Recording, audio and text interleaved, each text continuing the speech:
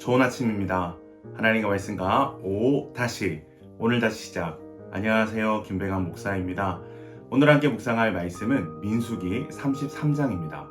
중심 구절은 민수기 33장 2절입니다. 모세가 여호와의 명령대로 그 노정을 따라 그들이 행진한 것을 기록하였으니 그들이 행진한 대로의 노정은 이러하니라. 아멘. 33장은 이스라엘이 애굽을 떠나서 모압 평지에 이르기까지 진을 쳤던 장소의 목록을 회고하고 있습니다. 모세의 입장에서 이 시기는 사명을 완수하고 여호수아에게 리더십을 넘기는 중요한 시점이었습니다.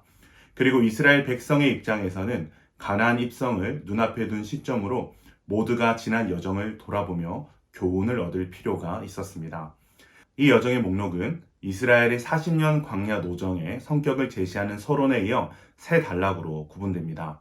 첫 번째로 애굽에서 시내까지 진을 친 11곳, 두 번째로 시내에서 가데스까지 진을 친 21곳, 세 번째로 가데스에서 모압 평지까지 진을 친 9곳으로 출발지 라암셋을 포함해서 42개의 지명이 언급되고 있습니다.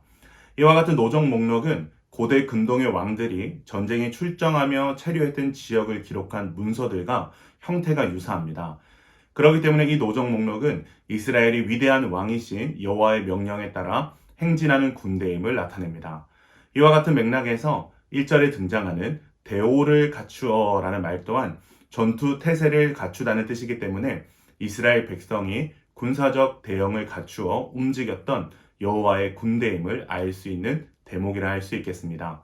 그리고 나서 50절부터는 이스라엘 백성이 가나안 땅에 들어가서 지켜야 할 행동 지침을 모세에게 주고 계십니다. 첫 번째로 가나안 원주민을 다 몰아내야 했습니다. 하나님께서는 이스라엘 백성이 우상 숭배자들과 동거하는 것을 허락하지 않으셨습니다. 그럴 경우 이방의 우상 문화에 이스라엘 백성이 동화될 것이 명백했기 때문입니다. 두 번째로 그들은 가나안 종교를 말살해야 했습니다. 그들은 돌로 깎아 만든 우상과 금속으로 만든 우상을 다 파괴하고 높은 곳에 있는 산당을 다 헐어야 했습니다. 세 번째로 이스라엘 백성은 그 땅에 정착해야 했습니다. 하나님은 잠시 가나안 원주민들에게 정착을 허락하셨으나 그들의 가득한 죄로 말미암아 언약 백성인 이스라엘에게 소유권을 허락하셨습니다. 땅의 분배는 제비뽑기를 통해 이루어집니다. 이는 각 지파의 경계선을 하나님이 주도적으로 정하신다는 것을 의미합니다. 땅은 인구수에 비례해 분배되므로 각 지파별로 공평하게 돌아가게 했습니다. 마지막으로 하나님의 경고가 이스라엘 백성에게 주어집니다.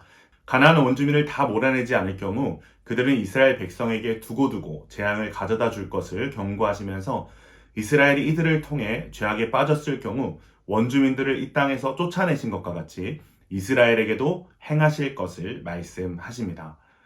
오늘 말씀은 우리에게 세 가지의 교훈을 줍니다. 첫 번째로 우리는 하나님의 군대라는 것입니다. 이스라엘 백성의 군사적 대응을 명령하신 분은 바로 하나님이십니다. 이것은 이스라엘 백성이 단순히 인간 지도자인 모세와 아론의 인도를 받았을 뿐 아니라 최고 사령관이신 여호와께 인도함을 받았음을 의미합니다. 우리 또한 예수 그리스도를 통해 영적 출애굽을 하고 약속의 땅인 천국을 향해 가는 광야의 어느 지점에 있습니다. 그렇게 오늘날 성도된 우리들 또한 그리스도의 군사로서 부름을 받았음을 기억해야 합니다. 그렇게 교회와 성도는 영적 싸움을 위해 항상 깨어 있어야 하며 최후 승리를 위해 하나님의 인도하심을 받아야 함을 기억해야 합니다. 두 번째로 우리는 나그네라는 것입니다. 33장에서는 떠났다라는 말과 진을 쳤다라는 말이 반복되고 있습니다. 이 떠나다라는 히브리어 나사는 들어올리다라는 뜻으로 이는 천막의 말뚝을 뽑았다라는 의미입니다. 즉 떠나다라는 말은 천막을 접었다는 뜻이며 이는 이스라엘이 나그네로서 한 곳에 오래 머물지 않고 자주 옮겨 다녔음을 보여줍니다. 그들은 가나안 땅에 정착하기까지 끊임없이 나그네 생활을 반복하면서 하나님께서 떠나라고 하시면 떠나고 머물라고 하시면 그곳에 장막을 치고 살아가는 과정을 통해 가나안에 이르게 되었습니다. 오늘날 성도된 우리의 삶도 마찬가지입니다. 우리의 삶의 종착지는 지금 우리가 살아가는 이 땅이 아닙니다. 그렇기에 우리는 이 땅이 순례의 기름을 늘 기억하고 세상과 현실에 매몰되기보다는 약속의 땅을 향한 순례자요, 나그네로서 살아가야 합니다. 세 번째로 우리는 거룩한 하나님의 백성이라는 것입니다. 하나님께서는 가나안 땅의 모든 원주민들을 몰아내고 그들의 종교를 말살하라는 명령을 내리십니다. 왜냐하면 하나님께서 거룩하시기 때문에 하나님의 백성 또한 거룩해야 했기 때문입니다. 그렇다면 거룩이란 무엇일까요? 거룩은 곧 구별됨입니다. 이 구별됨은 세상과의 단절을 의미하는 것이 아닙니다.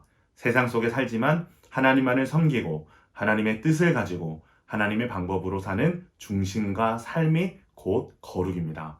우리는 연약합니다. 그래서 온전한 거룩을 이루기가 어렵습니다. 그러나 우리가 그렇게 연약하기 때문에 더욱 깨어서 작은 유혹이나 죄악도 멀리하려는 경계와 결단이 필요합니다. 그렇지 않으면 그 작은 유혹과 죄가 누룩과 같이 부풀어서 하나님의 거룩한 백성이라는 우리의 정체성을 무너뜨리기 때문입니다. 사랑하는 기쁨 가정 여러분, 우리도 언젠가 하나님의 약속의 땅 문턱에서 우리가 지나온 날을 회고하게 될 것입니다. 지난 우리의 시간들 속에는 부끄럽고 숨기고 싶은 순간도 적지 않겠지만 그보다 더 큰 하나님의 사랑과 은혜가 우리를 약속의 땅까지 이르게 하셨음을 고백하게 될 것입니다. 저는 그 감격의 시간을 고대합니다. 그때까지 우리는 이 땅에 잠시 머무는 나그네이자 영적 전쟁 중인 하나님의 군사임을 기억하고 늘 깨어서 거룩함으로 나아가시는 기쁜 가족들 되시길 주님의 이름으로 축원합니다.